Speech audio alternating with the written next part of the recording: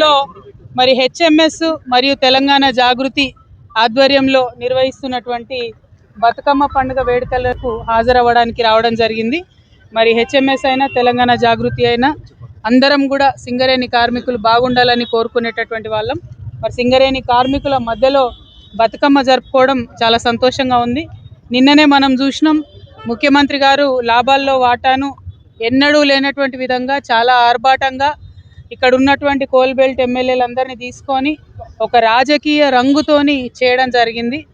మరి లెక్కలన్నీ కూడా తప్పు చెప్పి పోయిన సంవత్సరం అట్లే చేసిండ్రు, ఈ సంవత్సరం అట్లే చేసిండ్రు.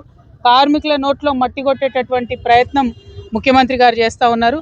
సింగరేణి బొగ్గుగని బిడ్డలు చిందించేటటువంటి చెమటనే ఇవాళ మన తెలంగాణ ఇండ్లలో వెలిగేటటువంటి బల్బులు, ఫ్యాన్లు, ఏసీలు.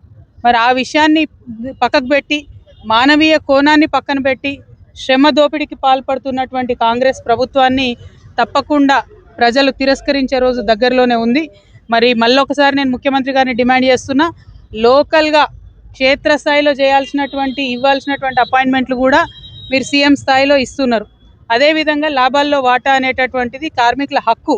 మీరేదో భిక్షమేస్తలేరు మాకు, దానికి కూడా రాజకీయ రంగు పులిమి నిన్న మీరు చేసినటువంటి ప్రకటన సింగరేణి కోల్బెల్ట్ ఏరియాలో ఎవరు కూడా దాన్ని పాజిటివ్గా స్వీకరిస్తలేరు.